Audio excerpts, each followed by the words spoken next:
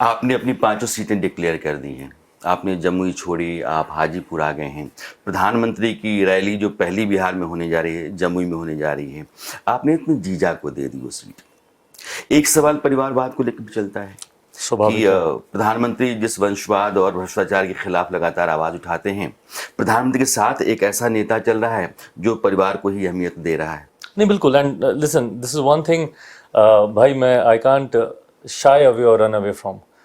मैं एक राजनीतिक परिवार से आता हूँ, मैं उस बात को झुटला नहीं सकता। नेपोटिज्म, बीइंग अ नेपोकेड, ये आरोप लगते आए हैं, मैं उनसे भी नहीं भाग सकता क्योंकि मैं हूँ एक राजनीतिक परिवार से। हैविंग सेड दैट, मैं ये हमेशा मानता हूँ कि किसी बड़े व्यक्तित्व का सुपुत्र या सुपुत्री होना आपका सौभाग्य हो सकता है, आपकी काबिलियत नहीं।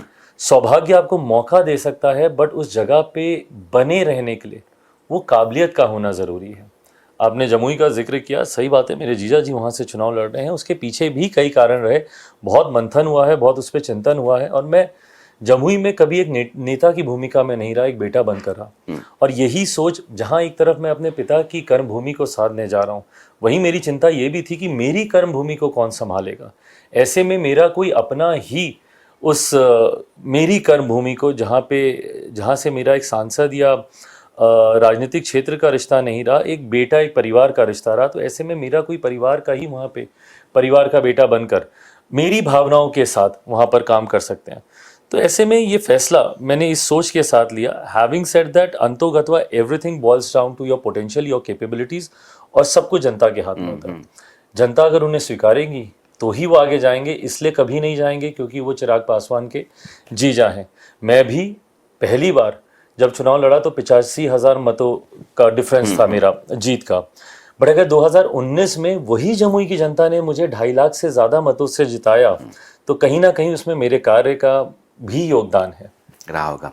एक बात मैं व्यक्तिगत तौर पे महसूस करता हूँ कि बीजेपी के बहुत सारे अलायंस हैं, बहुत सारे नेता हैं जो बीजेपी नेतृत्व के साथ संपर्क में रहते हैं।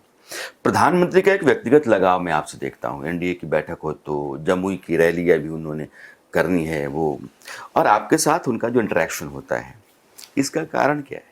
मुझे नहीं पता इसका कारण क्या है, बट हाँ, जिस रिश्ते की आप बात करते हैं उसको भी मैंने महसूस किया है, कई बार मैंने महसूस किया है।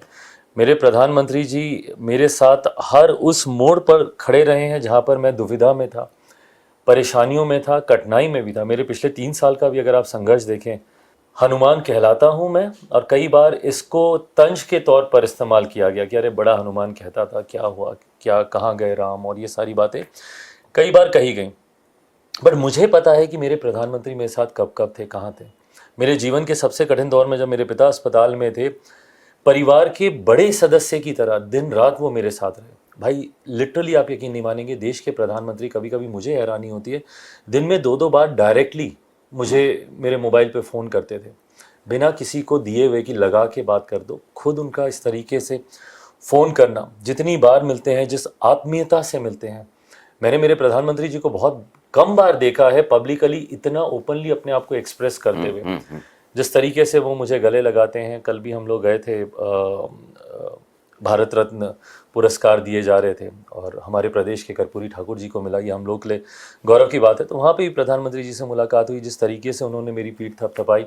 तो ये छोटे छोटे मूवमेंट्स हैं जो मेरे उस विश्वास को मेरे प्रधानमंत्री जी के प्रति बढ़ाते हैं। कारण क्या है मुझे नहीं पता, बट इसने मेरे समर्पण भाव को हमेशा बिना किसी दुविधा के बरकरार रखा।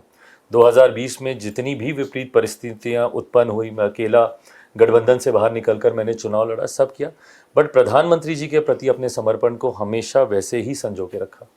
कहीं ऐसा तो नहीं कि 2020 में जो हनुमान की भूमिका आपको दी गई थी और आप दी नहीं गई थी आपने उसको बाकायदा निभाया, पार्टी में संकट आ गया, आप एनडीए से बाहर चले गए, लेकिन आपने अपना संयम बनाए रखा, प्रधानमंत्री और बीजेपी के साथ अपने संबंधों को बनाए रखा। तो जो भरोसा आपने जो स्थापित किया है, कहीं उसका पुरस्कार तो नहीं है? मैं पुरस्कार की मैं बात नहीं करूंगा, मैं सम्मान की बात करता हूँ। मेरे संघर्ष को या मेरे समर्पण को भी अगर सम्मान दिया गया है तो ये भी एक अच्छी बात है। और जहाँ तक रही बात संयम को, मैं मानता हूँ, मैं राजनीति का विद्यार्थी हूँ and being student of politics, मैं मानता हूँ राजनीति में अगर आपके पास संयम नहीं है, धैर्य नहीं है और वो तत्परता, वो शीघ्रता, वो लालच है कि सब अभी चाहिए, तो आप कभी राजनीति में आप सफल नहीं हो सकते। राजनीति में दूरदृष्टि रखना ज़रूरी है, लंबी सोच रखना ज़रूरी है, लार्जर पिक्चर को देखना ज़रूरी है, और इन तमाम चीज़ों को देखते हुए वो धैर्य रखना ज़रूरी है। इंतज़ार करें अपने समय का, आज नहीं तो कल अगर आप लगे रहते हैं तो जनता भी आपको स्वीकारती है, आपके आसपास के गठबंधन के लोग भी आपको स्वीकारते हैं। तो मुझे लगता है धैर्य and patience is the key to success.